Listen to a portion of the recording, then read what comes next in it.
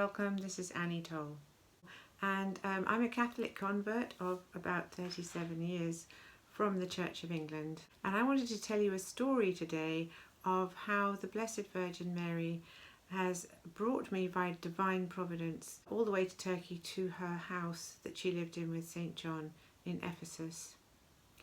And it all started one day in January this year when I was looking for a holiday. I had this email come up and cheap holidays, and I thought, oh, my husband and I could do with a break.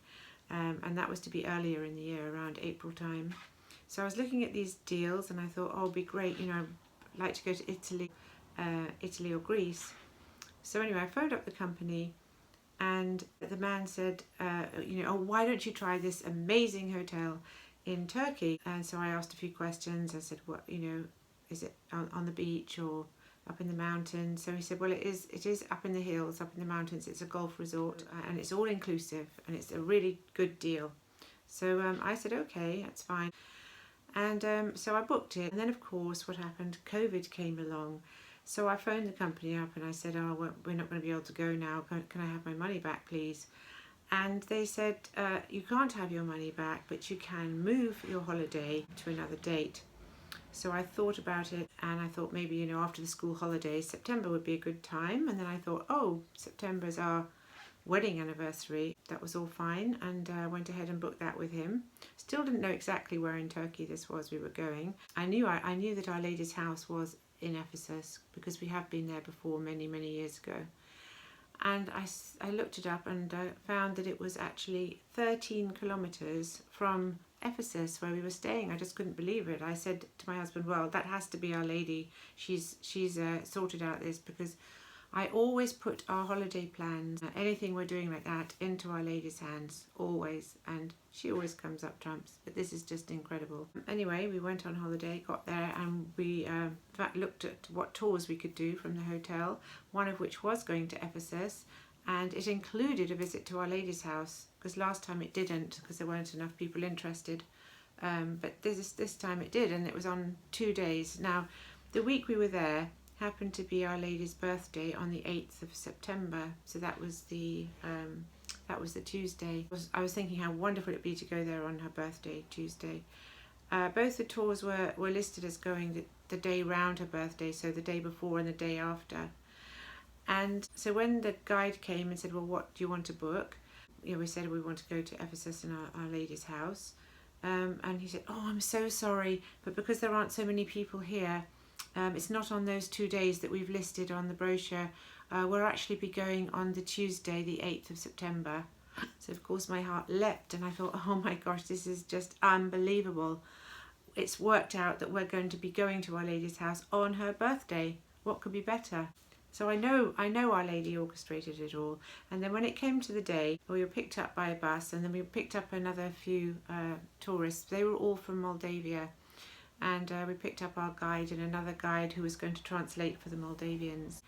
And when we got to the first site, which was the back of St. John's Basilica, although there's nothing left there, there's a mosque built behind it now. And actually his tomb is right below there. They did find his grave there. He was buried there. Very deep they found his grave, but there were no bones there. There were lots of raids in those days. People were always stealing from the saints' tombs and things. And then, we went to Ephesus, which is just the most fascinating ancient city. Both St. Paul and St. John were there, and they preached in the amphitheatre there. And then after that we went on to Our Lady's house, and I said to our guide, I really want to spend at least 20 minutes here, because I need to pray. I need to pray a rosary and some prayers. And he said, oh, don't worry. He said, don't worry. Well, you stay as long as you like, but the others can just have coffee while you're doing that. So that was just really amazing, because if you'd been on sort of a bigger tour, that would not have happened. So we went into Our Lady's house. We were only allowed just to walk through. The last time we had been there, we were allowed to sit and pray, kneel and pray in there. But we had to just walk through, and we were only allowed to buy one candle. But it didn't matter. We were going to pray for all our prayer groups and the intentions of all our friends there.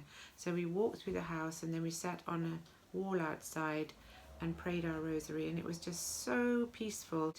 And we found a place in the wall to put all our petitions, and then went back. And that was just the incredible story of how Our Lady led us all the way to her house in Ephesus on her birthday.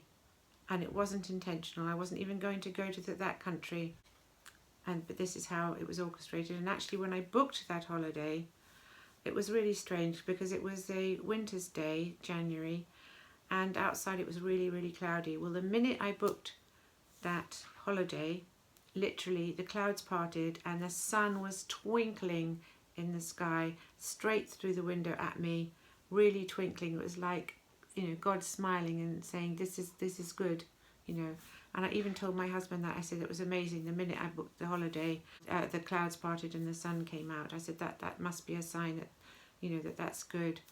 And the fact all the countries that some people had difficulties with, my own daughter had to cancel her holiday to Crete because she couldn't afford the 2 weeks she would need to spend in lockdown when she came back. So everything just worked out so perfectly. And as I said at the beginning, I always ask Our Lady to, I give her my plans for my holidays, I give her my plans for everything, but particularly I do for my holidays and pilgrimages and things. I always say, Mother, it's in your hands. Whatever I do, I leave it entirely up to you. And she always comes up trumps.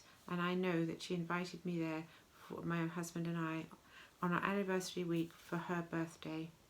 And so that's how divine providence works.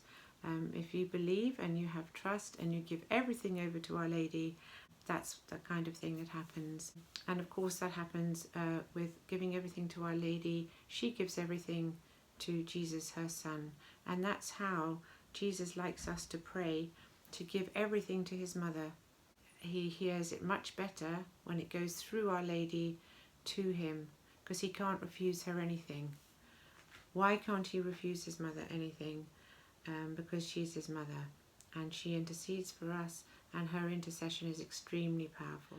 So this is an example of divine providence and how we can entrust everything to Our Lady. Thank you again for listening, and God bless you.